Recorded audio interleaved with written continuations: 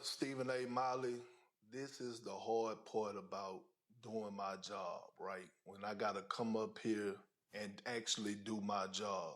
And actually, you know, my Russell Westbrook, the love I have for him, for his mama Westbrook, OG Westbrook, his brother Ray, Nina, his wife, his family. But damn it, I got a job to do. And here's the thing. Is Russ game declining?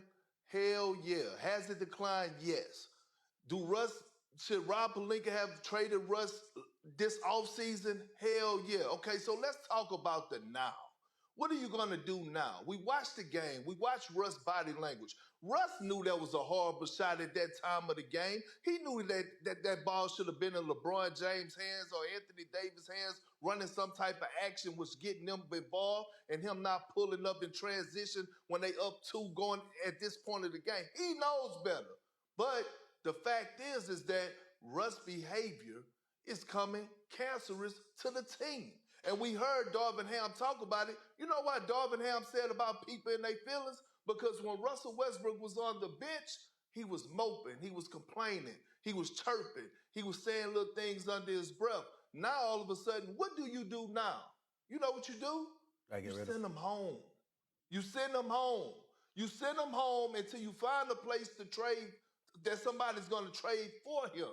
Because right now, you can't continue to bring him into that locker room, bring him into that facility, because his attitude is going to weigh on everybody. It's going to weigh on the coaching staff. It's going to weigh on his teammates. It's going to weigh on the training staff. And look, we get it. At this point in time, it's no reason to try to make the relationship work. That's gone. Russell Westbrook is not changing. I love the brother to death, but his attitude, he is who he is at this point. He thinks he's an alpha male and he has to be that somewhere else. Here's the sad part about it. Right now, it's no GMs in the league that's willing to take a chance on Russ and bring him into the locker room. Not a team that's considering themselves a title contender. And this is the point that Russ is at in his career. He should be trying to show the world that he can fit, that he can be the missing link. But I'm telling you right now, they need to send him home. And I hate to say this. Russell Westbrook, and I said this to you before, Stephen A. Molly, Russell Westbrook, if he don't be careful, he will find himself out of the league come next year.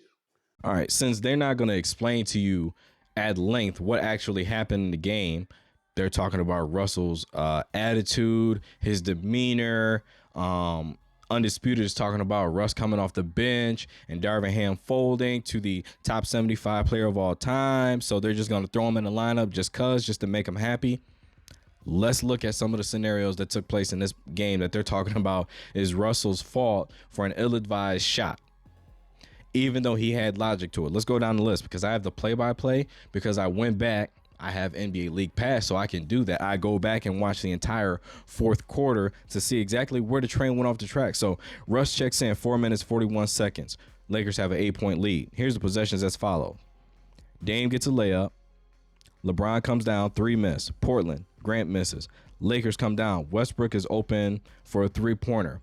Nobody within 15 feet of him. He'd be stupid not to shoot it. He shoots the 3, misses. Portland comes down. Dame gets a 3 over Lonnie Walker, who was checking him the majority of the fourth quarter with Patrick Beverley, Russell Westbrook, and LeBron James on the court. Interesting decision. That's Westbrook's fault as well, I guess. All right, Lakers come down. Westbrook assists AD. Next play, Portland. Grant misses a 3. Lakers come down. Bron gets a layup. Next Portland possession, Dame gets 2 free throws. Next Lakers possession. This is where the attitude comes in for Russ. Russ goes back and forth with AD because Russ brings the ball up and everybody is walking up the court into a position. No plays being ran, no actions. AD gets the ball because he begs Russ to give it to him. Russ gives him the ball. AD says, all right, go set one for Lonnie Walker so we can run a 2-man game. Lonnie Walker comes up on a dribble handoff. He doesn't look for AD. He looks past LeBron and throws a cross-court pass to Patrick Beverley with the clock running down. That's Russell Westbrook's fault, right? All right, Patrick Beverley misses the 3, late clock. Portland comes down. Nurkic gets a layup. Anthony Davis should have switched because he was guarding Josh Hart for some reason, and Patrick Beverley was guarding Nurk in a pick and roll. Ball swings to Grant. Grant fumbles the ball, rolls right to Nurkic because nobody's boxing him out. Nobody's tall enough to keep him out of the paint. Easy layup. Okay. Portland comes down, gets a Nurk score. Lakers come down. Russ to LeBron with 15 seconds left on the clock. Again, no movement, no actions. Anthony Davis sets a pointless screen for LeBron. LeBron walks through it. Then he walks all the way to the wing for a sidestep three-pointer that misses, and he uses up 12 seconds off of the clock. Clock is playing an important role. Pay attention. We have the Patrick Beverly miss. We have the LeBron miss. Portland comes down. Davis doesn't really switch. Just lets Simons walk all the way to the basket for an easy layup. Lakers come down off of that play. Westbrook misses a pull-up jumper early in the clock. You probably want to get something. You're up 1 at this point. You probably want to get something. Use some clock a little bit. But he had a good point. 2 for 1. You want to get an easy basket because Damian Lillard has 41 points on the other side, and I can guarantee you if Walker's still guarding him, he's going to get a bucket. So that's a fair logic to have. But Darvin Ham, he coaches a different way. Says, look, we probably could use a little more clock or let Russ attack all the way to the basket for a layup. I'm really not mad at it because guess what? LeBron missed 1, Patrick missed 1, and I'm pretty sure there's a 3rd or 4th miss. And this is just in the 4th quarter with a late clock situation and them using too much clock and getting a bad shot. So either way, you're not going to get the possession that you want. Okay. Portland comes down. Damian hits a step back 3 over Lonnie Walker. I feel like a prophet right now because I mentioned the other times where Walker was guarding him and he got an easy layup. Every score that Dame had in the 4th quarter was with Walker guarding him.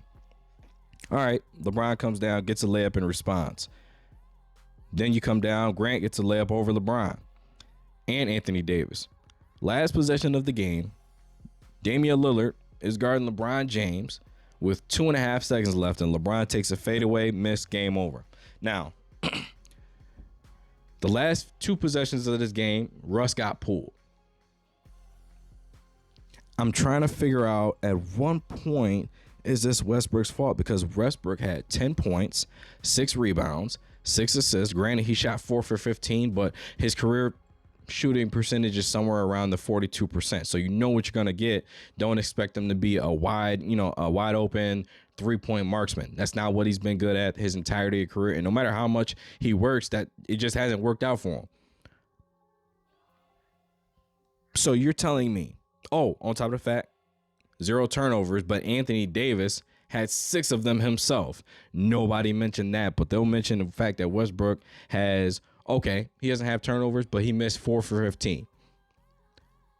That wasn't his strength of his entire career. So why is that even being brought up as an issue that you have with him?